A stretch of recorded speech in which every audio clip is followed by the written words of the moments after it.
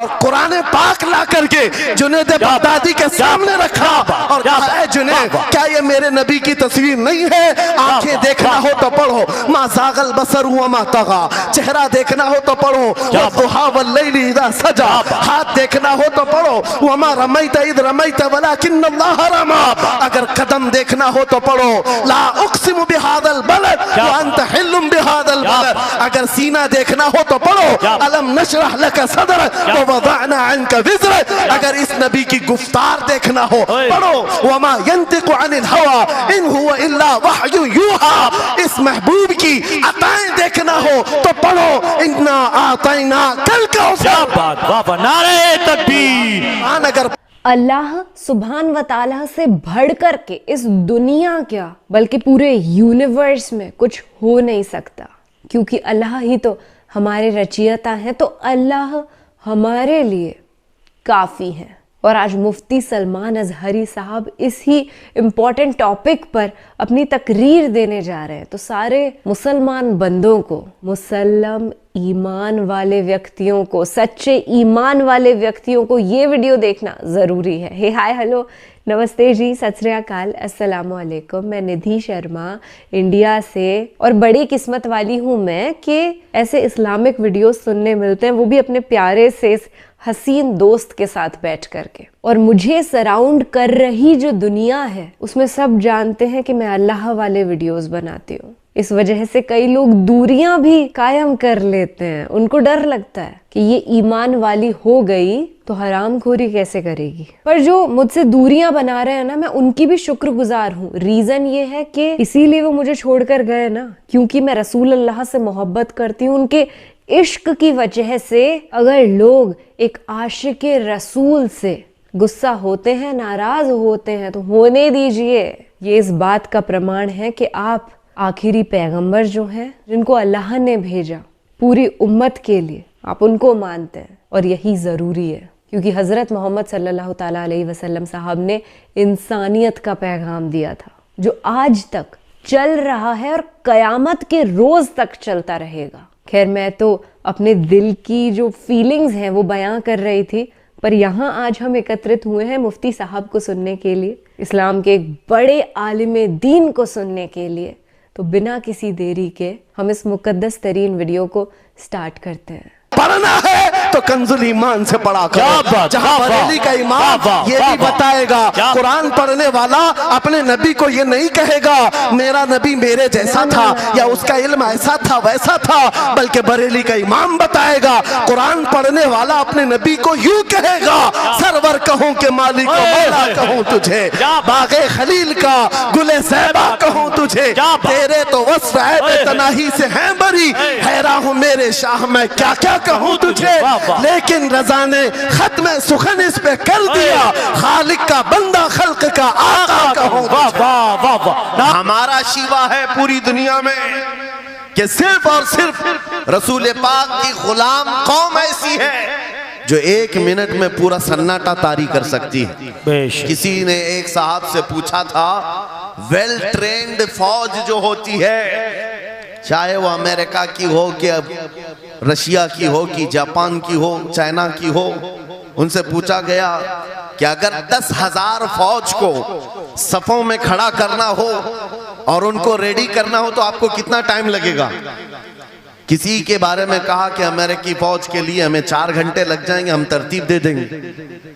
Russian फौज के लिए 3 घंटे लग जाएंगे, चाइनीज और एक्टिव हैं, 2 घंटे में अपनी सफे तरतीब कर लेंगे। उस मुसलमान दानिश्वर ने कहा, अल्लाह का करोड़ों एहसान है, 1 लाख से ज्यादा का मजमा होता है हरम काबा में भी और हरम रसूल में भी। इमाम सिर्फ 1 मिनट में कहता है सफे दुरुस्त कर लो, किसी को डंडा मारने की जरूरत नहीं, सबकी सफे खुद दुरुस्त होती है। ये कौम है जो अपनी सफे खुद दुरुस्त करती है। मस्जिदों में, जुमा में, ईदगाह में जाकर कोई लकड़ी लेकर नहीं फिरता, कि अपनी अपनी सफ़ें दुरुस्त कर लो।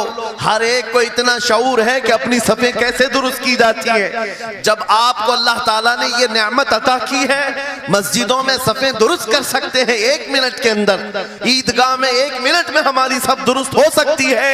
ऐ नौजवानों, दुनिया को ये बताओ, सिर्फ मस्जिद और ईदगाह नहीं, दुनिया के हर मैदान में हम अपनी सफ़ें दुरुस्त कर सकते हैं। सुभान अल्लाह, क्या हर मैदान में हमारी सब दुरुस्त हो सकती है। ये अल्लाह की तरफ से दी हुई बहुत बड़ी नेमत है। बस अब मजमा जो खामोश है और मुतवज्जे है, अब मेरी बात को आगे मैं बढ़ाता हूँ, तवज्जो से सुने। कुरानी उलूम के मुताल्लिक आपके सामने चंद बातें रखूंगा, इसलिए कि मुझे कहा गया बड़ा पढ़ा लिखा मजमा है और मुसलमान के लिए पढ़ा लिखा होना बहुत लाजिम है, इसलिए कि जिहालत इस्लाम का अपोजिट है। जिहालत इस्लाम का अपोजिट है। आपको एक बात मैं बताऊं, जब भी कहा जाता है दौरे इस्लाम, यानी हुजूर सल्लल्लाहु अलैहि वसल्लम की आमद के बाद के हालात को दौरे इस्लाम कहते हैं, उससे पहले वाले जमाने को दौरे जिहालत कहते हैं। जबकि इस्लाम का अपोजिट तो कुफ्र होना चाहिए, कुफ्र होना चाहिए।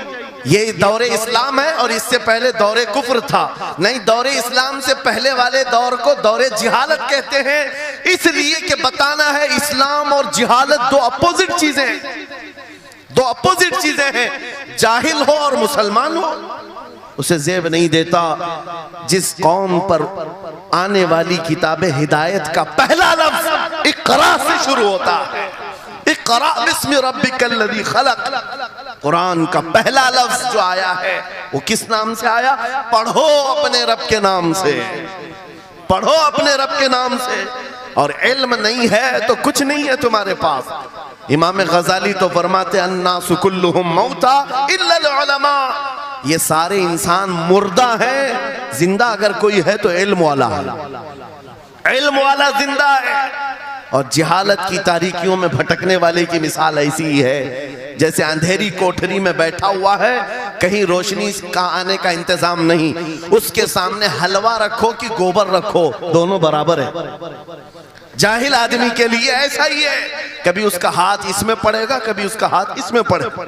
जब नजर नहीं आ रहा है तो हलवा को गोबर समझकर खा लेगा और कभी गोबर को हलवा समझ के खा लेगा, गलाजत उसके लिए बराबर हो जाएगी। लेकिन इल्म को कहा गया अल इल्मु नूरुन, इल्म रोशनी है। जिसके पास इल्म आता है वो तमीज सीख जाता है, उसके पास अखलाक आ जाते हैं, वो हलाल और हराम के फर्क को समझने लगता है, बुरे और अच्छे के दरमियान फर्क मालूम होने लगता है। इसीलिए मेरे अजीजों, मुझे बड़ा गर्व है और फख्र है, हमारी ही खानकाह से ये आवाज आती है, आधी रोटी खाएंगे और बच्चों को पढ़ाएंगे। बेशक, क्यों? बेशक। उस अजीम खानकाह से ये आवाज दी गई, क्यों? सिर्फ इसलिए नहीं कि तुम बड़े होकर के डॉक्टर बनोगे, इंजीनियर बनोगे। लोगों की नजर में अब बात यही रह गई है, पढ़ा इसलिए जाता है कि डॉक्टर बनना, इंजीनियर बनना है और कमाना है, बहुत कमाना है। इल्म जो है आज कमर्शियल बना लिया गया। इल्म इसलिए नहीं, इल्म इसलिए हासिल किया जाता है कि बंदा खुदा को पहचाने, क्या बात, बेशक, बंदा अपनी हकीकत को पहचाने, बेशक, जिंदगी गुजारने के उस्लूब उसे मालूम हो जाए। इल्म इसलिए सिखाया जाता है। बहुत सारे लोग सिर्फ नौकरी के लिए समझते हैं कि इल्म हासिल करना चाहिए, नौकरी के लिए नहीं, अपने अखलाक को बुलंद करने के लिए इल्म आना बहुत जरूरी है। मेरे अजीजों, कुरान अज़ीम वो हिदायत की किताब तुम्हारे पास आई, इस कौम के लिए अलमिया नहीं है तो और क्या है, जो किताब उलूम का ज़ख़ीरा है। आज दुनिया उस किताब पर रिसर्च कर करके नए इल्म और फनून हासिल कर रही है। उस किताब को तो हम मुर्दों पर पढ़ने के लिए रखे हैं। वो कुरान अज़ीम जो हिदायत की किताब और सारे उलूम का सर चश्मा है, उस किताब को कहां पढ़ते हैं? मैयतों पर। किसी का इंतकाल हो गया तो तीजे में पढ़ेंगे, चहलुम में पढ़ेंगे, नवे में, 20वें में पढ़ेंगे। वो ईसाले सवाब के लिए सिर्फ रखा गया। और उससे थोड़ा आगे बढ़ गए तो कसम खाने के लिए कुरान। आओ चलो हम कसम खाते कुरान पे हाथ रख करके, कुरान पे हाथ रख के। मियाँ क्या कुरान कसम खाने की किताब है? कुरान की वो आयत मैंने सबसे पहले पढ़ी, अल्लाह फरमाता ज़ालिकल किताबु ला रैब फीही, ये वो किताब है जिसमें शक की गुंजाइश नहीं। और ये हिदायत है परहेजगारों के लिए। और कुरान में 3 जगह ये लफ्ज आया है, हुदल लिन्नास, हुदल लिलमुमिनीन, हुदल लिलमुत्तकीन। ये सारे इंसानों के लिए भी हिदायत है, ये सारे ईमान वालों के लिए भी हिदायत है, और परहेजगारों के लिए भी हिदायत है। सब हिदायत अलग अलग अंदाज से हासिल करते हैं। बारिश एक ही है बरसने वाली, जमीनें अलग अलग हैं। बहुत नरम जमीन हो तो वो जमीन बारिश से फायदा ज्यादा उठाती है, और थोड़ी सी ओबड़ खाबड़ जमीन हो तो वहां से फायदा कम आता है। बारिश एक ही है, कुरान बारिश हिदायत है। जिसके दिल की जमीन जितनी नरम होगी उतना वो उससे हिदायत उठाएगा, सुभान अल्लाह, बेशक, उतना उससे फायदा उठाएगा। और आज हालात ये हैं, ऐ नौजवानों अपने दिल पर हाथ रख करके बताओ, कुरान कितने लोगों ने पढ़ा है? कुरान कितने लोगों ने पढ़ा? मैं हाथ नहीं उठवाता, किसी भी बात पर हाथ मत उठाया करो। ना ही झूठे हाथ उठाना है, ना सच्चे हाथ उठाना है, ना ही किसी और को शर्मिंदा करना है। अपने दिल पे हाथ रख करके बताओ, कुरान कितनी मर्तबा पढ़ लिया? क्योंकि कुरान पाक, बहुत सारे लोग ये समझते हैं मदरसे में बचपन में एक बार पढ़ लिया तो उसका हदिया हो गया, खत्म हो गया है, अब इसके बाद फिर हमारी मैयत पे ही पढ़ा जाएगा। इसीलिए तो कुरान के उलूम से नावाकिफ हो गए। अरे समझना तो दूर की बात, देख करके पढ़ना भी मुश्किल है। आज लोगों का देख कर पढ़ना मुश्किल हो गया। कुरान, तुम्हारे पास बहुत सारी किताबें नहीं है, बहुत सारे ग्रंथ नहीं, बहुत सारे वेद नहीं है जिनका शुमार ही नहीं है। तुम्हारे पास ओनली वन, एक किताब कुरान पाक, ऐसी महफूज किताब जिसके बारे में अल्लाह ताला खुद फरमाता है सूरह कमर में, वलक़द यस्सरनल कुरआन लिज़िक्रि फहल मिन मुद्दकिर। हमने कुरान को याद करने के लिए आसान बनाया है कोई याद करने वाला? 4 बार यह आयत अल्लाह ताला फरमाता है कोई याद करने वाला? अल्लाह जब फरमा रहा है कुरान आसान है तो कौन कहता है ये मुश्किल है? हमने खुद अपने हाथों तबाही को दावत दी है। दर्स कुरान को अगर हमने न भुलाया होता, ये जमाने ने जमाना न दिखाया होता, वो जमाने में मुअज़्ज़ज़ थे मुसलमान होकर, आज हम खार हुए हैं तारीके कुरान होकर। आज हम छोड़े बैठे हुए हैं। कुरान अजीम को छोड़कर बैठना कितनी बड़ी गुमराही है। आज हालात ऐसे आ गए कि कुरान को बदलने की बातें होने लग गई। क्यों? तुम उठाते ही नहीं। 26 आयतें निकाल दो, 25 आयतें निकाल दो, इसमें ये बातें उसमें वो बातें हैं। मुसलमान को तो पता भी नहीं है कौन सी आयतों के बारे में ये वावेला मचाया जा रहा है। अरे तुम पढ़ो, तुम्हारे लिए कुरान आया है। ये जितनी भी कॉन्फ्रेंसें हैं, मैं समझता हूं इसके बदले हर जगह सुबह व शाम कुरान पढ़ने और पढ़ाने का इंतजाम हो जाए। इस तरह के हजारों जलसों से वो अफजल है। क्योंकि ये मैं नहीं कह रहा हूं, मेरे आका फरमाते हैं खैरुकुम मन तअल्लमल कुरान व अल्लमा। तुम में से सबसे बेहतरीन आदमी वो है जो कुरान सीखे और दूसरे को सिखाए। बेशक बेशक, सबसे बेहतरीन आदमी वो है कुरान को सीखे और दूसरे को सिखाए। आज नौजवानों के अंदर एक बड़ी तादाद मुझे देखने को मिलती है, उनको छोटी छोटी सूरतें भी नहीं मालूम, कुरान देख करके पढ़ना भी नहीं आता। बचपन में हमारे माँ बाप ने हमको सीने से लगा करके कुरान मदरसा भेजने की आदत डाली थी, और जब स्कूल जाते थे तो बस्ता पीछे लगा के जाते थे। पता होगा, स्कूल जाते हैं तो बस्ता पीछे रख के जाते हैं, और कुरान पढ़ने के लिए जाते हैं तो सीने से लगा के जाते हैं। ये हमेशा से एक रीत रिवाज चला, बुजुर्गों का डाला हुआ कि बेटा कुरान हमेशा आगे होगा। लेकिन शऊर आने के बाद तुमने कुरान को पीछे डाल दिया, पीछे को आगे कर दिया। कोई इल्म ऐसा नहीं जो कुरान में मौजूद नहीं, कोई इल्म ऐसा नहीं। वला रतबिन वला याबिसिन इल्ला फी किताबिन मुबीन। मेरा मौला फरमाता है कोई खुश्की और तरी की बात ऐसी नहीं जो हमने कुरान में ना बयान की। वनज़्ज़लना अलैकल कुरान तिबयानन लिकुल्लि शै। रब फरमाता है हमने कुरान में हर चीज का वाज़ेह बयान उतारा है तुम पर। और सैयदना अब्दुल्लाह इब्न अब्बास मुफस्सिरीन के सरदार रसूल पाक सल्लल्लाहु ताला अलैहि वसल्लम के चचेरे भाई हजरत अब्दुल्लाह बिन अब्बास कहते हैं लौ ज़ाअ ली इक़ालु बईरिन लवजदतुहु फी किताबिल्लाह। कहते हैं अगर मेरे ऊंट की नकील की रस्सी भी गुम हो जाए मैं उसको किताबुल्लाह कुरान में ढूंढ लूंगा। क्या बात, वाह वाह वाह वाह। मैं उसको कुरान में ढूंढ लूंगा। उनके पास उलूम कुरान थे। और आप क्या समझते हैं कुरान में क्या नहीं है? साइंस की वो इजादात को अगर आप लेकर के बैठे, मैंने अपना पूरा बयान रिकॉर्ड किया है 2 साल कबल ही।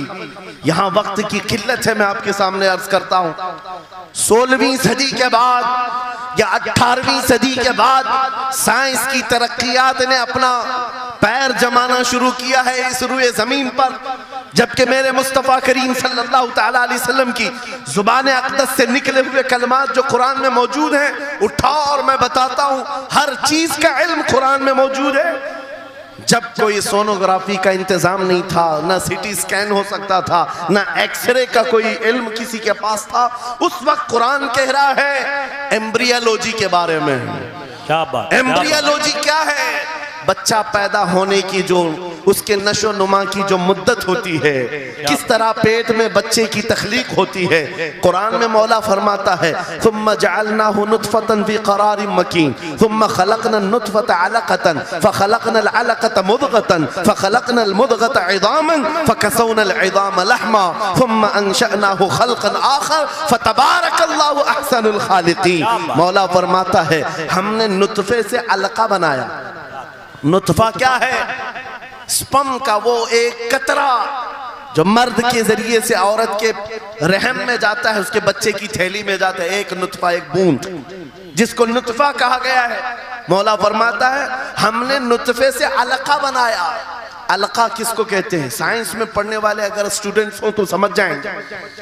अगर कोई मेडिकल साइंस का कोई स्टूडेंट है तो उसे मालूम होना चाहिए एम्ब्रियोलॉजी में चिपचिपा हुआ च्युइंगम जो होता है उसको अलका कहते हैं अरबी में। और आज साइंस ये कहती है कि पहले बाप के नुतफे के एक कतरे से एक छोटा सा खून का टुकड़ा बनता है जो चिपचिपा होता है, फिर उसके बाद एक गोश्त का टुकड़ा होता है, फिर उसके बाद उसमें हड्डियां बनती हैं, फिर उसके बाद उस पर चमड़ियां आती हैं, फिर उसके बाद उसकी आंखें, सारी चीजें बन जाती हैं। ये प्रोसेस है 9 महीने माँ के पेट में, और हर एक के वीक्स गिने हुए हैं। फर्स्ट वीक में क्या होता है, सेकंड वीक में क्या होता है, थर्ड वीक में क्या होता है, एम्ब्रियोलॉजी का पूरा इल्म है। साइंस आज 21वीं सदी में इस एम्ब्रियोलॉजी को तुम्हारे सामने ला रही है। अरबों के उस दौर की बात कर रहा हूं जहां लोगों को घर बनाने का इल्म नहीं था, और कुरान माँ के पेट में पैदा होने वाले बच्चे की तख्लीकात बयान कर रहा है। नारे तकबीर, नारे रिसालत, फैज़ाने कुरान मुक़द्दस, फैज़ाने शेखुल मशाइख, नारे तकबीर, नारे रिसालत।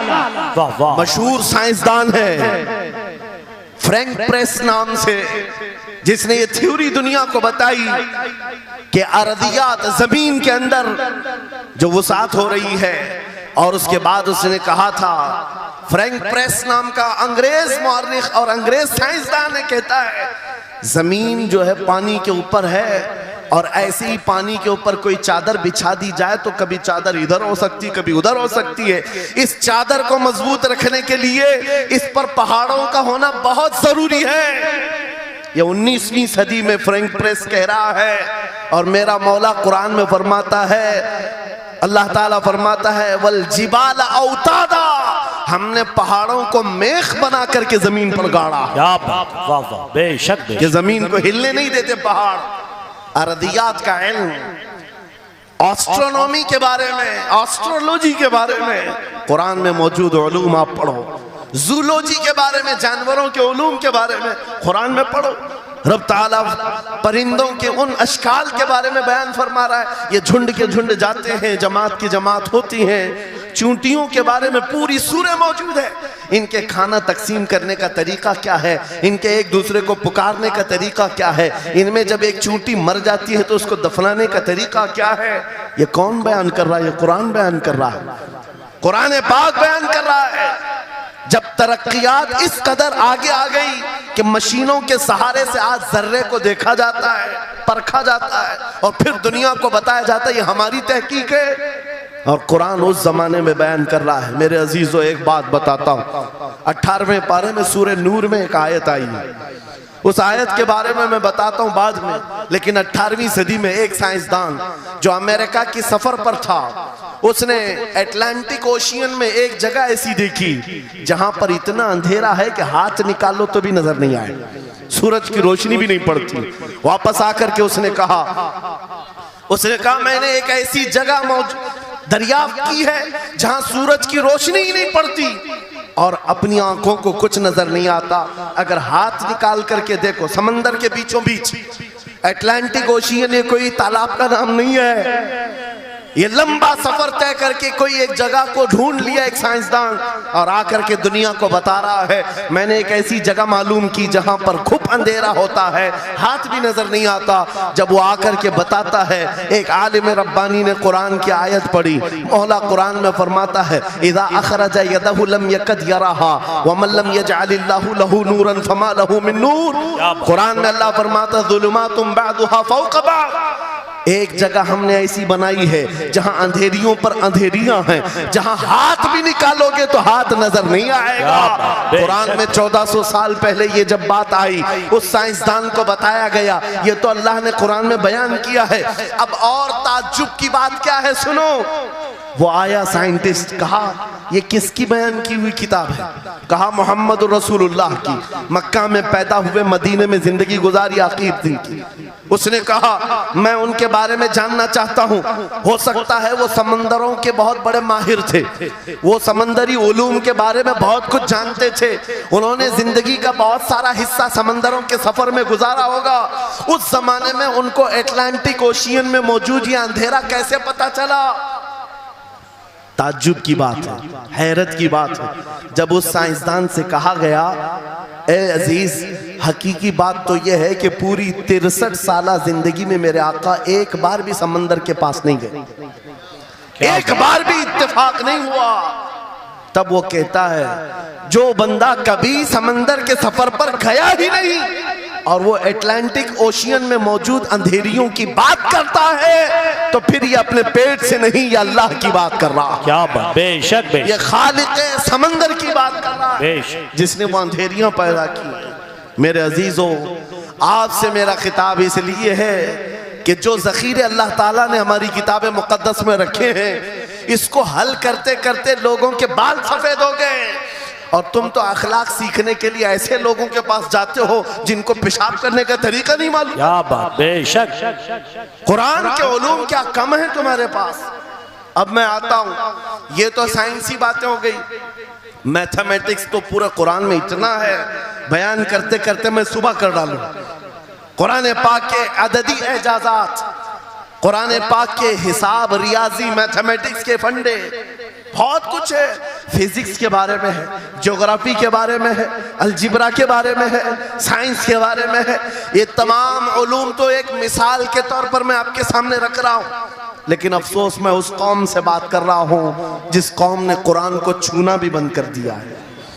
जाकर के देखें, आज ही जाकर के देखें, घरों के अंदर तुम्हारे टीवी, फ्रिज और वॉशिंग मशीन तो धूल से साफ होंगे, रोजाना साफ करते होंगे, कुरान को हफ्ते हो गए कभी छुआ भी नहीं, गर्द जमी हुई, धूल लगी हुई है। कुरान के साथ ये नाइंसाफी बंद कर दो, कुरान के साथ ये दोहरा मेयार बंद करो। आपको पता है, क़यामत के दिन मेरे आका फरमाते हैं, जो दो चीजें जिसकी हिमायत में आ गई उसको जन्नत में जाने से कोई नहीं रोकेगा, और दो चीजें जिसके खिलाफ खड़ी हो गई फिर उसको दोज़ख में जाने से भी कोई नहीं रोक सकता। हुजूर से पूछा गया वो दो चीजें क्या हैं? हुजूर फरमाते हैं, जिसकी हिमायत में रमजान और कुरान खड़े हो गए उसका जन्नत में जाना तय हो जाता। क्या बात, वाह वाह। और जिसके खिलाफ खड़े हो गए रमजान और कुरान, हुजूर फरमाते फिर उसका दोज़ख में जाना तय हो जाता। अल्लाह अकबर। अल्लाह के रसूल, दानाए ग़ुयूब, कायनात के सरदार मेरे आका दुआ करते हैं, अल्लाहुम्मा जअलिल कुरान हुज्जतन लना ला हुज्जतन अलैना। ये मेरे नबी की दुआ है, आप तवज्जो करें। हुजूर जब ये दुआ कर रहे हैं, ऐ अल्लाह कुरान को क़यामत के दिन मेरा हिमायती बना, मेरे खिलाफ ना बना। क्या बात, वाह। साहिब कुरान खुद कह रहे हैं कयामत के दिन इसको हमारे खिलाफ ना खड़ा कर, कुरान को हमारा हिमायती बना। ऐ लोगों, हम कौन सी जिंदगी गुजार रहे आज? बहुत दूर हम आ चुके हैं, बहुत दूर हम आ चुके हैं। आज कुरान की तालीम को भी इतना सस्ता समझा जाता है, इतना सस्ता कि आपके पास अगर बच्चे के पास टाइम हुआ तो मदरसा भेजो, नहीं तो छोड़ो जाए। मदरसों में आने वाले वो बच्चे जिनकी नाक बह रही हो, कपड़े ढंग के ना हो, कारी साहब और हाफिज साहब खुद ही उसको साफ भी करें, खुद ही पढ़ा करके भी भेजे। क्या तुम अपने वक्त की मशहूर कॉन्वेंट स्कूल में भी इसी तरह अपने बच्चों को भेजते हो? वहां पर गैर हाजिरी से कितना डरते हो, अपनी छुट्टियां तर्क कर देते हो, रिश्तेदारों से मिलना बंद कर देते हो। नहीं, बच्चे की स्कूल छूट सकती है, लेकिन कुरान के साथ कैसा दोहरा सलूक है, कुरान के साथ कैसा मेयार है। आपको मैं बताता हूं, इमाम हमारे सिराजुल उम्मा इमाम आजम अबू हनीफा रज़ी अल्लाह ताला अन्हु अपने बेटे को जिस कारी कुरान के पास पढ़ने के लिए भेजा करते थे, कारी साहब ने इमाम आजम के बच्चे को पूरा कुरान पढ़ा दिया। नाजरा कुरान की बात कर रहा हूं। जब पूरा कुरान बच्चे ने पढ़ लिया तो इमाम आजम अबू हनीफा को ये मुबारकबादी दी गई कि आपका बच्चा पूरा कुरान पढ़ चुका है हाफिज साहब के पास। तो हाँ, इमाम आजम बड़े ताजिर थे अपने जमाने के। उन्होंने क्या किया, उस कारी साहब को 4 लाख दिरहम नजराने में भेजा। सुभान अल्लाह। कितना? 4 लाख दिरहम चांदी के सिक्के होते थे। इमाम आजम अबू हनीफा ने जैसे ही कारी साहब के पास जो कुरान पढ़ाए थे ये नजराना भेजा, उनके पास ये नजराना पहुंचा। 4 लाख तो छोड़ो, आज के जमाने में 4000 भी किसी को देता नहीं। हाफिज कुरान अगर किसी बच्चे को पढ़ाया है, और मैं मांग भी नहीं रहा हूं कौम से, इमाम आजम की बात बता रहा हूं। जब नजराना कारी साहब को पहुंचा, उन्होंने देखा 4 लाख दिरहम मेरे पास आए, इतनी बड़ी रकम, बच्चे को खाली कुरान ही पढ़ाया था। दौड़े दौड़े वापस इमाम आजम अबू हनीफा के दौलत कदे पर आ गए। घर पर आए, कहा हुजूर आपसे मैं ये पूछना चाहता हूँ कहीं गलती से तो ये रकम मेरे पास नहीं आ गई, ये किस लिए दी गई है? कहा कि ये तो आपने कुरान बच्चे को पढ़ाया, मैंने हदियतन भेजा है। कहा हुजूर सिर्फ नाजरा कुरान ही तो पढ़ाया, इतनी बड़ी रकम? इमाम आजम अबू हनीफा ने कहा कारी साहब आज चले जाओ, और अपने बेटे को बुलाया, इधर आ बेटा, कल से इस हाफिज के पास पढ़ने के लिए तू हरगिज नहीं जाएगा, कल से इसके पास तू इल्म हासिल करने नहीं जाएगा। बच्चे ने पूछा हुजूर क्या हो गया? कहा जो बंदा मेरे 4 लाख दिरहम को कुरान से बड़ा समझता है, मैं उसके पास अपने बेटे को नहीं पढ़ा सकता। मैंने तो कुरान का एक हर्फ की कीमत नहीं अदा की, उसने कुरान के ऊपर मेरी रकम को समझ लिया। आज हमने कुरान को कहां समझ लिया है? वो इमाम आजम अबू हनीफा फरमाते हैं जो कुरान से ज्यादा माल को अहमियत देता है उसके पास बच्चों को पढ़ाओ भी मत, ना पढ़ाओ। अजीजा ने गिरामी वक़ार, हमारा ये दोहरा सलूक, हमारा ये दोहरा मेयार कुरान के साथ जो हमारी नाइंसाफी है, हमें अखलाकी पस्ती में लाकर खड़ा कर चुकी है, अखलाकी पस्ती में लाकर खड़ा कर चुकी है। अरे हम देख रहे हैं आयरा गैरा नत्तू खेरा हमें सिखाने आ रहा है, बढ़ाने आ रहा है कि तुम्हें डेवलपमेंट के बहुत सारी चीजें बताई जाती हैं कि तुम्हारी पर्सनालिटी डेवलपमेंट क्या होती है। अलीगढ़ वाले तो नौजवान बहुत सारे जो स्टूडेंट्स हैं जानते होंगे, बीए कर लिया, एमए कर लिया, बीकॉम कर लिया या कुछ भी कर लिया, डिग्री हासिल कर लिया। बड़ी बड़ी कंपनियां आज पूछती हैं कि इसके पास पर्सनालिटी डेवलपमेंट है या नहीं। ये क्या है पर्सनालिटी डेवलपमेंट? कुछ बड़े बड़े शहरों के नौजवान हमारे पास आए थे, कहा हम कोर्स कर रहे हैं। कहा मैंने पूछा इसमें होता क्या है? कहा इसमें सिखाया जाता है बैठना कैसा है, लोगों से मिलना कैसे है, खाने के लिए बैठे तो चम्मच कहाँ रखना है, बर्तन कहाँ रखना है, लोगों से हैंडशेक कैसे करना है, ये सारी चीज़ें सिखाई जाती हैं। मैं नौजवानों से पूछा कि अच्छा कितने महीने का? कहीं 6 महीने का, कहीं साल भर का। कहा अफसोस है उस कौम पर जिसका रसूल आया था ये कह कहते हुए बुइस्तु लिउतम्मिम मकारिमल अखलाक, मैं सबसे बुलंद अखलाक सिखाने के लिए दुनिया में आया हूँ। उस रसूल की उम्मत आज ऐसे लोगों के पास अखलाक सीखने जा रही है जिसको हलाल और हराम की तमीज नहीं, जिसको खड़े होकर पेशाब करने में फख्र लगता हो, उसके पास तो ये अखलाक सीखने जा रहे हैं, पर्सनैलिटी डेवलपमेंट सीखने जा रहे हैं। आओ मैं तुम्हें बताता हूँ कुरानी अखलाक क्या है। मौला करीम ने अपने हबीब को जो बयान किया है, सूरे लुकमान उठाओ, बाप अपने बेटे को नसीहत क्या क्या करता है, अगर 3 आयतें भी पढ़ लो तुम्हारी जिंदगी सुधर जाएगी। लुकमान हकीम अपने बेटे से कहते हैं, या बुनय्या अक़िमिस सलात वअमुर बिल मारूफ वन्हा अनिल मुनकर वस्बिर अला मा असाबक, ऐ बेटा नमाज पढ़ा कर, बुराइयों से बचा कर, अच्छाइयों की बात कर, जो मुसीबत आए उस पर सब्र कर। ये सिर्फ जुमले नहीं है, ये जुमले नहीं है। लुकमान हकीम ने अपने बेटे को जो डराया था, कुरान कहता है, या बुनय्या इन्नहा इन तकु मिस्काल हब्बतिन मिन खरदलिन फतकुन फी सखरतिन औ फी समाई औ फिल अर्दी याति बिहा अल्लाह। आज हर बाप को चाहिए कि ये नसीहत अपने बेटे को करे। क्या बात, हर बाप अपने बच्चे को ये बात बताए, सुनो क्या। लुकमान कहते हैं, बेटा बुराई अगर तूने कर लिया, ये मत समझना कि मैं रात के अंधेरे में छुप कर लिया। आज तुम्हारे हाथ में मोबाइल गुनाहों का अड्डा बन करके आया है। सिर्फ एक टच स्क्रीन पर सारी दुनिया तुम्हारे सामने नंगी नाचती हुई नजर आती है। कितने नौजवानों ने अपने अखलाक का कत्ल कर लिया है, उनकी आंखें हया से नापाक हो गई हैं। कितने लोगों ने अपना नूर ईमान बेच दिया मोबाइल की स्क्रीन पर चलने वाली इन बेहया तस्वीरों पर। कितने तो फरेफ्ता हो गए, कितने जवानी बर्बाद कर चुके। तुम क्या समझते हो मेरे अजीजों, एक जवान ने मुझे बताया था, रात के वक्त मैं तन्हा मोबाइल लेकर बैठा था, अचानक पर्दा हिला तो डर लगा, जल्दी से स्क्रीन ऑफ किया, बैठा। मुझे लगा माँ आई होगी, बाप आया हो, कोई आया होगा, लेकिन कोई नहीं। पर्दा हिला, एक बिल्ली आई थी, इससे भी डर लग गया। मैंने कहा पर्दे के हिलने से इतना डर है कि कोई आ जाए, तेरा ईमान कहाँ गया? वो मौला कहता है, यअलमु खाइनतल अयुनि वमा तुख्फी सुदूर। वो रब तुम्हारे दिलों में गुजरने वाले हालात को भी देख रहा है, बेशक तुम्हारी आंखों की खयानत को भी वो देख रहा है। जब तुम्हारा यकीन ही खत्म हो गया तो क्या करोगे? इसीलिए अरबी का मशहूर मकौला है, इज़ा लम तस्तही फफ़अल मा शिअत वस्ना मा शिअत। जब तुम्हारे अंदर से हया निकल जाए तो जो चाहे करो, जो चाहे कर लो।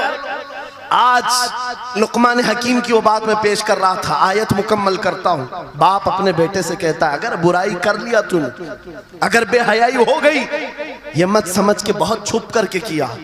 आज से 4000 साल पहले लुकमान हकीम कह रहे हैं अपने बेटे से, अगर बुराई तो आसमानों में जाकर करेगा, या पहाड़ के अंदर घुस कर करे, या जमीन के अंदर जाकर करे, कहीं पर भी कर ले। जबकि ये तीनों चीजें उनके जमाने में नहीं थी, न पहाड़ों के अंदर जाकर के करने का तसव्वुर, न जमीनों के अंदर जाने का, न आसमानों में उड़ने का तसव्वुर। ये सब आज के दौर में मुमकिन है। और लुकमान हकीम कहते हैं, अगर तू इन सब जगहों पर जाकर कहीं पर भी करेगा, याति बिहा अल्लाह, अल्लाह वो तेरे सामने लेके आएगा। बेशक वमन यअमल मिस्काल ज़र्रतिन खैरन यरा वमन यअमल मिस्काल ज़र्रतिन शर्रन यरा। तुम अगर राई के दाने के बराबर भी नेकी करो, अल्लाह वो तुम्हें दिखाएगा। राई के दाने के बराबर भी बुराई करो, अल्लाह तुम्हें दिखाएगा। अखलाक सीखने के लिए दूसरी जगह जाते हो, अगर ये फार्मूला किसी को याद हो जाए, मैं कहता हूँ सारे सीसीटीवी कैमरे बंद हो जाए। इस बंदे को कोई बहका नहीं सकता जिसके दिल में सिर्फ इतना ख्याल है कि मेरा मौला मुझे देख रहा है, बेशक बेशक मेरा रब मुझे देख रहा है। उसकी निगरानी के लिए किसी कैमरे की जरूरत नहीं, किसी सीसीटीवी की जरूरत नहीं। अजीजा ने गिरामी वक़ार, बच्चों के दिलों में अखलाक बाद में आएंगे, अल्लाह का खौफ उनके दिल में डालो। अल्लाह देख रहा है, एक दिन तुम्हें हाजिर होना है, सब लाया जाएगा, सब लाया जाएगा। जो कुछ किया था, जो कुछ कहा था, सब लाया जाएगा। लुकमान हकीम ने अपने बेटे को अखलाक सिखाया।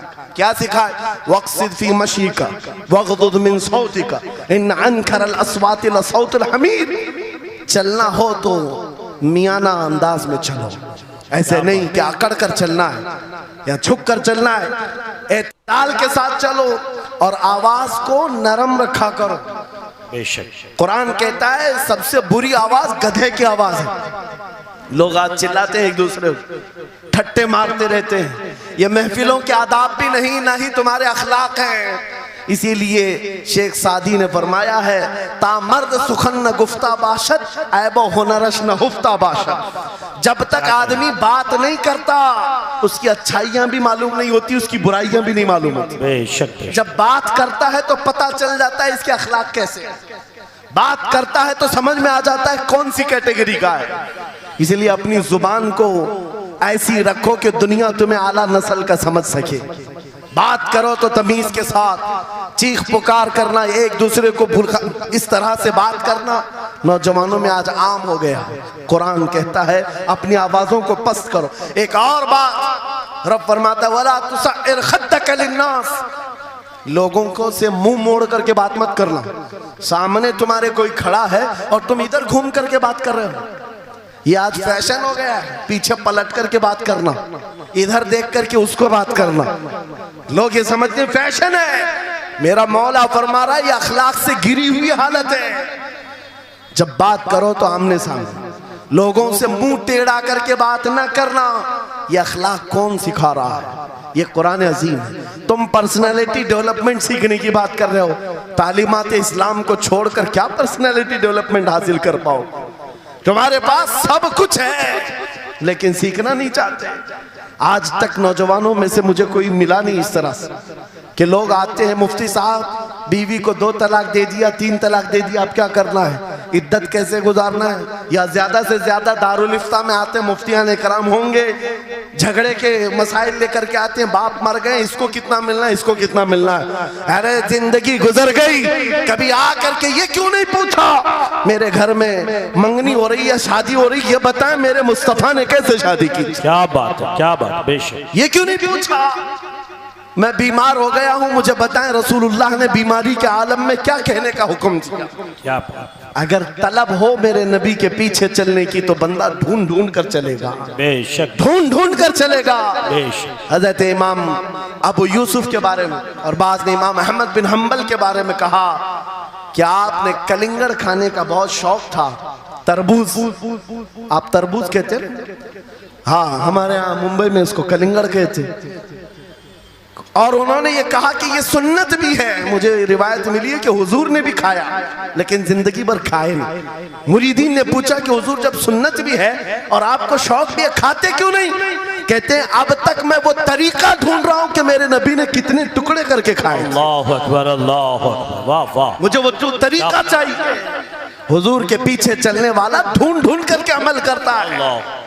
और आज हमने जिंदगियां ऐसी बनाई हुई हैं कि लगता है दारुल इफ्ता, मुफ्ती और उलमा सिर्फ तलाक के लिए हैं, ये इद्दत के मसले पूछने के लिए, विरासत के मसले पूछने के लिए। अरे हमें भी काम दो, हम ढूंढ ढूंढ कर तुम्हें बताएं मेरे नबी चलते कैसे थे, मेरे नबी बात कैसे करते थे, लोगों से मुसाफा कैसे करते थे, लोगों के सामने आते तो कपड़े कैसे पहनते थे, मेरे नबी की नमाजें कैसी थी, हुजूर जब दस्तरखान पर बैठते कहां से शुरू करते कहां से खत्म करते। इस काम पर भी तो उलमा को लगाया करते ताकि तुम्हें पता चलता मुझे कहीं और से अखलाक सीखने की जरूरत नहीं, दुनिया के सारे अखलाक मेरे नबी के कदमों में मौजूद है। नारे तकबीर, नारे रिसालत, फैज़ाने खानकाए बरकत, फैज़ाने खानकाए बरकत, शेरे रज़ा, शेरे रज़ा, फैज़ाने शेखुल मशाइख, नारे तकबीर, नारे रिसालत। दर्स कुरान को अगर हमने न भुलाया होता, ये जमाने ने जमाना न दिखाया होता। इको बंद कर दो, इको।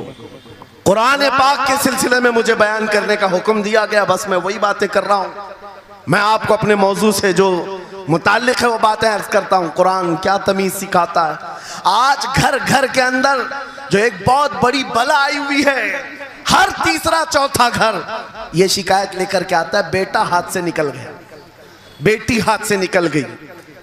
माँ बाप इस बात के लिए रोज परेशान है, बेटा हाथ में नहीं आता, बेटी हाथ में नहीं आती। जहां ये जवान हुए 10वीं पास किया, ये मुंह दिखाते हैं हमको, आंख फिराते हैं हमको, फरमाबरदार बच्चों की कमी बहुत कम हो गई। गलती इन बच्चों की नहीं, उन माँ बाप की भी है। तुमने इनकी तरबियत तो खिलौनों से की है। इनकी तरबियत में तो तुम चाहते थे कि हर संडे इनको पिकनिक पर ले जाएं, बच्चा खुश हो जाएगा। इनको घुमाएंगे फिराएंगे, जो बच्चा मांगेगा सब ला कर देंगे। अरे ये 14 साल का नहीं हुआ, हाथ में मोबाइल भी पकड़ा दिया, सब कुछ कर दिया बच्चे के लिए। और अब बाप ये सोचता है ये 16 साल का हो जाए तो मेरी बात मानना चाहिए। एक बात याद रखो, जमीन में अदरक बो करके गन्ना आने की उम्मीद मत रखना। बेशक बेशक, जो बोते हो वही फसल आती है। मेरे नबी ने फरमाया, अल्लिमु औलादकुम सलासा खिसालिन, हुब्ब नबीकुम व हुब्ब अहली बैतिही व तिलावतल कुरानिल करीम। मेरे आका की हदीस है, हुजूर फरमाते हैं अपनी औलाद को सबसे पहले 3 बातें सिखाओ। 3 बातें सिखाओ। क्या है? नंबर 1, अपने नबी की मोहब्बत सिखाओ। बेशक, सुभान अल्लाह। क्या होगा इससे? तुम जिस बात के लिए आज परेशान हो ना, 16 साल के बाद मेरा बच्चा मेरा फरमाबरदार बने, याद रखो तुम अगर इस बच्चे को नबी की मोहब्बत डालो, 16 साल नहीं तुम्हारा बेटा 60 साल का होगा, तब भी सर झुकाकर तुम्हारे साथ खड़ा रहे। क्या बात, बेशक बेशक। तुम उसके दिल में अल्लाह रसूल की मोहब्बत डालो, अल्लाह तुम्हारी मोहब्बत उसके दिल में डाले। बेशक बेशक, ये रिटर्न दिया जाता है। नंबर 1 अपने नबी की मोहब्बत, नंबर 2 रसूल पाक के अहले बैत की मोहब्बत। मेरे आका फरमाते हैं बच्चों को सिखाओ। तीसरी चीज कुरान की तिलावत। ये 3 चीजें सिखाओ सबसे पहले बच्चों को। लेकिन इन 3 चीजों से तो हम बच्चों को छोड़ ही चुके। सबसे पहली चीज जो सिखानी थी वो अपने नबी की मोहब्बत। अजीजा ने गिरामी वखार, आज घर घर के अंदर ये जो मुसीबतें आई हैं, माँ बाप की नहीं सुनता। माँ बाप अगर जवान लोग अभी शादी कर रहे हैं तो अभी से तय कर लो, बच्चा होगा, ये ख्वाब नहीं देखेंगे पहले इसको क्या बनाना है। तुम अगर अल्लाह और उसके रसूल की मोहब्बत डालने की ख्वाब लेकर उस बच्चे की तरबियत करो, इंशाल्लाह वो डॉक्टर भी बनेगा, इंजीनियर भी बनेगा, प्रोफेसर भी बनेगा, लेकिन साथ में आशिक रसूल भी बने। सुभान अल्लाह, सुभान। और जहां ये दौलत लेकर के खड़ा होगा, इश्क़े रसूल की दौलत लेकर खड़ा होगा, और प्रोफेसर भी हो जाए, डॉक्टर भी हो जाए, कुछ भी हो जाए। देखो मशाइख मारहरा जिनके वालिदैन ने उनकी तरबियत की, उनको दुनियावी उलूम का माहिर तो बनाया है, लेकिन आज तक आपने देखा कॉलेज में पढ़ाने वाला प्रोफेसर लाखों मुरीदीन की दस्तगीरी भी कर रहा हो और उनकी शरीयत और तरीकत को बयान भी कर रहा हो। बेशक। नारे तकबीर, नारे रिसालत, फैज़ाने हसनुल उलमा, फैज़ाने हसनुल उलमा।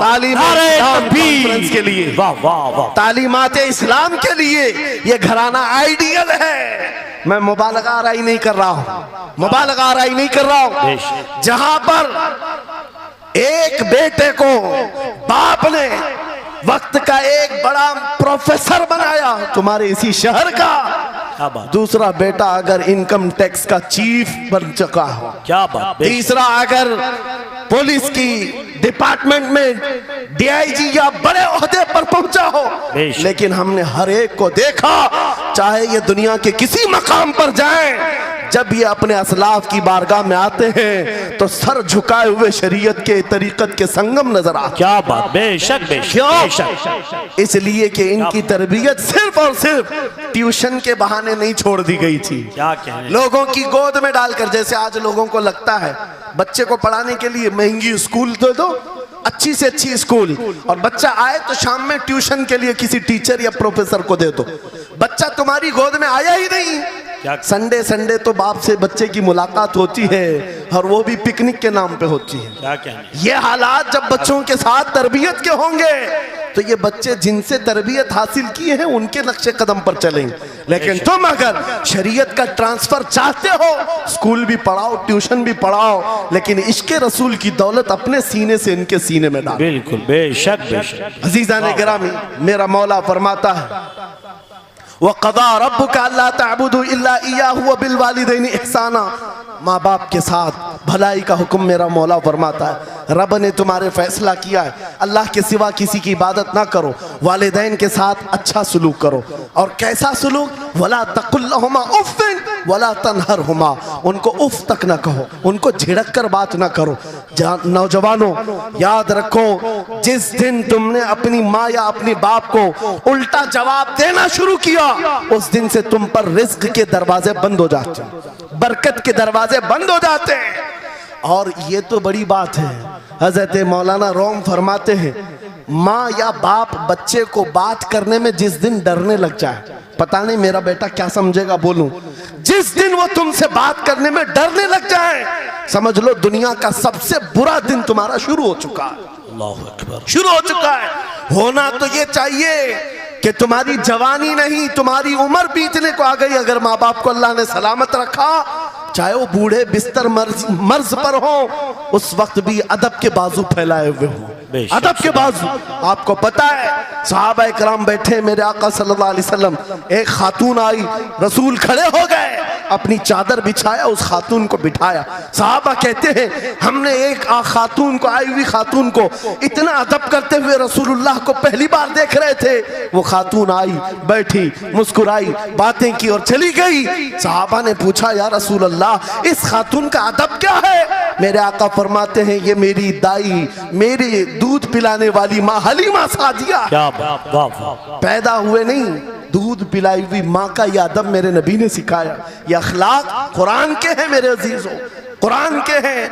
याद रखो नौजवानों, इन बूढ़े माँ बाप को आज जितने लोगों ने तरसाया है और उन्हें घुट घुट कर जीने पर मजबूर किया है, वह आज की रात तौबा करके जाएं, तौबा करके जाएं, मुसाफा करें, उनके हाथ चूमें।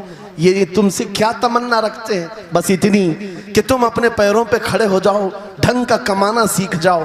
नौजवान को इनका डांटना बुरा लगने लगता है, माँ बार बार चिल्लाती है, बाप बार बार डांटता है, घर छोड़कर भाग गया, फिर उसके बाद याद रखो अल्लाह ताला ऐसे जूतों पर तुम्हें डाल देता है जो तुम्हारी हैसियत के भी नहीं होते, कमतर लोग तुम्हें हाँकते रहते हैं।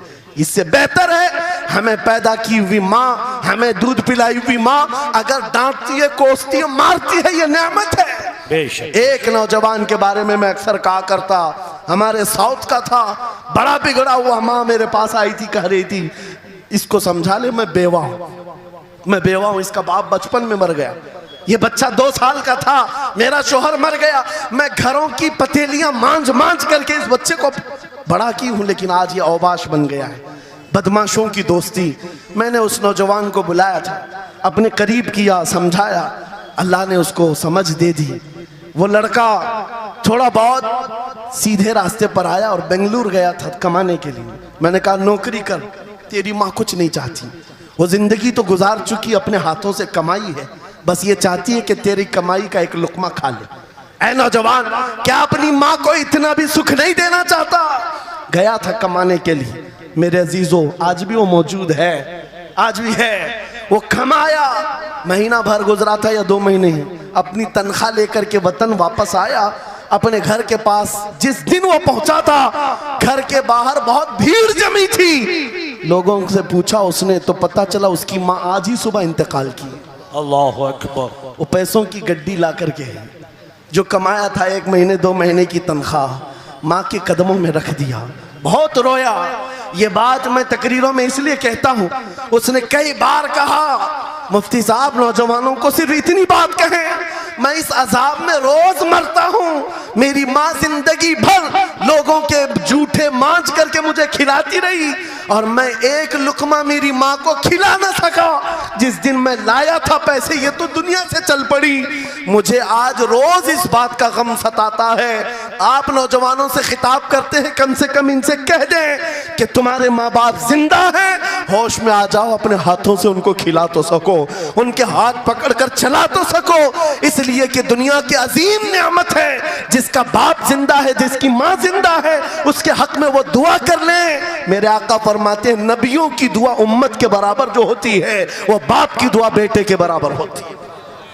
आज मैं गुफ्तगू समेटता हूँ, ख़त्म कर देता हूँ, इसलिए कि अखलाक इस्लाम बहुत वसी मौजू है, बहुत वसी मौजू है। लेकिन आपके लिए सिर्फ इतनी बात काफ़ी है कि कुरान को छोड़ करके अगर दूसरी जगह सीखने जाओगे तो मारे मारे फिरोगे। आज वापस आ जाओ उसी कुरान पर जिसको मेरे आका ने हमारे उरूज का जरिया बनाया है, हमारी तरक्की का रास्ता बनाया है। जानते हो, जब दुनिया के पास पार्लियामेंट नहीं थी, चलाने के लिए उसूल नहीं थे, पूरी दुनिया को कुरान ने उसूल बताए हैं, कानून बताए हैं। इस एक कुरान से फ़िक़्ह हनफी मिला, फ़िक़्ह शाफ़ई मिला, फ़िक़्ह हम्बली मिला, फ़िक़्ह मालिकी मिला। ये तो 4 मैंने नमूने बताए, 1 2 नहीं 18 फ़िक़्ह की तदवीना पूरी दुनिया में मौजूद है।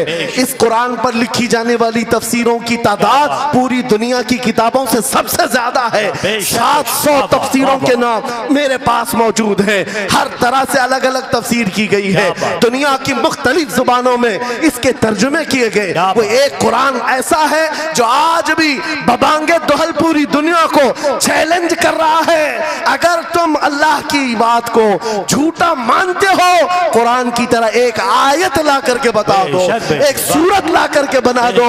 आज दुनिया तरक्की बहुत कर चुकी होगी, टेक्नोलॉजी पर ये पाबंदे सलासिल कर चुकी और चांद पर कमंदे डाल चुकी, सूरज की शुआओं को कैद करके करंट बना दिया हो, सयाल मादे से दुनिया ने केमिकल बना दिया, सब बना दिया। लेकिन एक बात तय है, पूरे इंसान मिल जाएं, पूरे जिन्नात मिल जाएं, मेरा मौला फरमाता फिर भी वो कुरान के मिसल नहीं ला सकते। बेशक बेशक, कुरान के मिसल नहीं ला सकते। ये मौजज़ा तुम्हारे पास है, ये मौजज़ा तुम्हारे पास है। दुनिया के पास ये दौलत नहीं। उठो वगरना हश्र न होगा फिर कभी, दौड़ो के जमाना चाल अपनी चल गया। मेरे अजीजों, आखिरी बात, ये सारे उलूम तो कुरान में हैं, अखलाक भी कुरान में है, तिजारत के उसूल भी हैं, शादीशुदा जिंदगी के उसूल भी हैं, माँ बाप के साथ हुस्न सलूक भी है, बच्चों की तरबियत भी है, पड़ोसियों से मामलात भी हैं, उस्ताद और शागिर्द के हुकूक भी बयान किए गए हैं। ये सारे फील्ड अपनी जगह पर, लेकिन कुरान का जो गाज़ा है, कुरान की जो रूह है, कुरान का जो खालिस शहद है, वो क्या है? कुरान पढ़ने वाले को सबसे बड़ी दौलत अगर कोई मिलती है तो अपने नबी से बेइंतहा इश्क करने की दौलत मिलती है। आगाज से आखिर तक कुरान है नाते मुस्तफा, महबूब के बयान का कैसा अनोखा ढंग है। जुनैद बगदादी के जमाने में एक आर्टिस्ट आया था, एक मुसव्विर, लोगों की मुंह बोली तस्वीर खींचता था। अगर कोई आता अपनी महबूबा के बारे में कहता, उसकी आंखें ऐसी, उसकी नाक ऐसी, उसकी भवें ऐसी, उसकी पेशानियां ऐसी, वो उसी तरह से तस्वीर निकालता था। आर्टिस्ट था और लोगों की कतारें लगी थी अपने अपने महबूब महबूबाओं की तस्वीरें निकालने के लिए, इसलिए कि आपकी तरह मोबाइल उस जमाने में नहीं थे जो हर घड़ी खींच लिया करें। वो जुनैद बगदादी का दौर, आर्टिस्ट तस्वीर निकालता था। जब ये बात पता चली, हजरत जुनैद बगदादी भी उस मुसव्विर के घर चले गए, लाइन में खड़े हो गए। जब आपका नंबर आया तो उस मुसव्विर ने पूछा, मौलाना आपका क्या काम है? वक्त के सैयद ताइफा का, मैंने सुना है तू लोगों के महबूबाओं की तस्वीरें खूबहू खींच कर देता है, मैं चाहता हूं मेरे भी महबूब की तस्वीर खींचो। वाह वाह। तो उसने कहा बताओ, कलम लिया बैठा, बताइए आपके महबूब का हुलिया क्या है? जुनैद बगदादी कहने लगे, मेरा महबूब कायनात का सबसे हसीन चेहरा रखने वाला, जिसकी भवें ऐसी थी, जिसके गाल ऐसे थे, जिसकी पेशानी ऐसी थी, जिसके हाथ ऐसे, जिसके पैर ऐसे। उस मुसव्विर ने पूछा बताओ नाम क्या है? जुनैद बगदादी ने कहा मुहम्मदुर रसूलुल्लाह। उस मुसव्विर ने कहा रुको जरा, ये तस्वीर तो ऑलरेडी मेरे पास बनी बनाई रखी है। जुनैद बगदादी ने कहा ये कैसे? लोगों की ऑर्डर पर तू तस्वीर बनाता है, मेरे महबूब की तस्वीर पहले से कैसे रखी है? उस मुसव्विर ने कहा बात दरअसल ये है, आप जिससे मोहब्बत करते मैं भी उससे मोहब्बत करता हूँ, हम दोनों का महबूब एक है, इसलिए तस्वीर पहले से बनी रखी है। जुनैद बगदादी ने कहा अच्छा लाओ तो जरा हमारे महबूब की तस्वीर देख तो ले। वो मुसव्विर अंदर गया और कुरान पाक ला करके जुनैद बगदादी के सामने रखा और कहा जुनैद क्या ये मेरे नबी की तस्वीर नहीं है? आंखें देखना हो तो पढ़ो, मा ज़ागल बसर व मा तगा, चेहरा देखना हो तो पढ़ो, वद्दुहा वल्लैलि इज़ा सजा, हाथ देखना हो तो पढ़ो, वमा रमैत इज़ रमैत वलाकिन्न अल्लाह रमा, अगर कदम देखना हो तो पढ़ो, ला उक़सिमु बिहादल बलद व अंत हिल्लुम बिहादल बलद। अगर सीना देखना हो तो पढ़ो, अलम नशरह लका सदरक व वदअना अन्का विज़रक। अगर इस नबी की गुफ्तार देखना हो पढ़ो, वमा यंतिकु अनिल हवा इन हुवा इल्ला वहयु यूहा। इस महबूब की अताएं देखना हो तो पढ़ो, इन्ना आतैना कल कौसर। नारे तकबीर, नारे रिसालत, फैज़ाने कुरान मुक़द्दस, फैज़ाने कुरान मुक़द्दस, फैज़ाने खानक़ाह माहिरा, आगाज से आखिर तक कुरान नाते मुस्तफ़ा महबूब के बयान का कैसा अनोखा ढंग है। ये तालीमात इस्लाम कॉन्फ्रेंस से कुरान की तालीमात से ये बात मुझे कहना जरूरी था।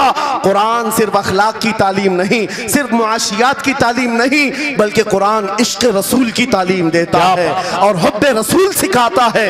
इसलिए हम उसी हुब्बे रसूल के साथ इस जलसे का इख्तिताम करते हैं। उस कुरान की तालीम ऐरे गैरे से भी नहीं हासिल करना, बुझे हुए दिल से भी नहीं लेना, अंधे लोगों से भी मत पढ़ना जो कुरान तो पढ़ा देंगे कुल हु अल्लाहु अहद, लेकिन बाद में ये नहीं बताएंगे किस पर उतरा था। कुरान अगर पढ़ना है तो कंजुल ईमान से पढ़ा करो, जहां बरेली का इमाम ये भी बताएगा। कुरान पढ़ने वाला अपने नबी को ये नहीं कहेगा मेरा नबी मेरे जैसा था या उसका इल्म ऐसा था वैसा था, बल्कि बरेली का इमाम बताएगा। कुरान पढ़ने वाला अपने नबी को यूं कहेगा, सरवर कहूं के मालिक मौला कहूं तुझे, बागे खलील का गुले ज़ैबा कहूं तुझे, तेरे तो वस्फ़ है तनाही से है बरी, हैरान हूं मेरे शाह मैं क्या क्या कहूं तुझे। लेकिन रज़ा ने खत्म सुखन इस पे कर दिया, खालिक का बंदा खल्क का आका कहूं। माशाअल्लाह, सुभान अल्लाह, ताजदारे नबूवत, लब्बैक या रसूल अल्लाह। कितना एक्सट्रीम पावर पैक्ड वीडियो हम इसे कह सकते हैं। और एक बात जो मुझे सबसे अच्छी लगी, मुफ्ती सलमान अजहरी साहब ने स्टार्टिंग में कहा कि मुसलमान के लिए पढ़ना बहुत ज़्यादा ज़रूरी है, इल्म में रोशनी है। इस तरीके की बातों से एक इंसान मोटिवेट होता है एजुकेशन के प्रति। असलियत तो ये है कि मुस्लिम्स की जो दुर्गति की जाती है भारत में, सबसे ज़्यादा इसी वजह से है कि एजुकेशन में कमी रह गई है अल्पसंख्यक समाज की। अगर सारे मुस्लिम्स एजुकेटेड हों और अपने हक के लिए खड़े हो जाएं, तो सरकार की हिम्मत ना हो ऐसा कोई कदम उठा ले। इमरान प्रतापगढ़ी साहब भी कहते हैं ना कि ब्यूरोक्रेसी पर कब्जा करिए, कब्जा करिए। वाकई be the part of this government. अगर आप इस सरकार का हिस्सा बन गए ना, पढ़ लिख करके ही बन सकते हैं, तो सरकार आप पे जुल्म सितम करेगी कैसे? इम्पॉसिबल हो जाएगा। मालूम ही नहीं चला कि घंटे भर का वक्त कब इस्लामी तालीम लेते लेते निकल गया। आलिम दीन जो होते हैं उनके अंदर ये जो एनर्जी है ये अल्लाह पाक ही बरसाते हैं। अदरवाइज इट इज इम्पॉसिबल कि इतने जोश और जज्बे, इतने दम के साथ एक तकरीर दे पाना। जितने भी आला हजरात दुनिया भर में नेक काम में लगे हुए हैं, अल्लाह के काम में लगे हुए हैं, मैं उनको दिल से सलाम करती हूँ। आशा करती हूँ कि इस वीडियो से हमारे जीवन के अंदर एक सकारात्मक बदलाव, एक जोश और जज्बा आया है। मैं निधि शर्मा फिलहाल के लिए लेती हूँ इजाज़त। ख्याल रखिएगा अपना और अपने सभी घर वालों का। खुश रहिएगा, जिंदाबाद रहिएगा, इबादतें करते रहिएगा। अल्लाह ताला हम सबको नेक आमाल करने की तौफीक अता फरमाए। आमीन। आप भी कह दीजिए सुम आमीन। अल्लाह निगहबान। अल्लाह हाफिज़।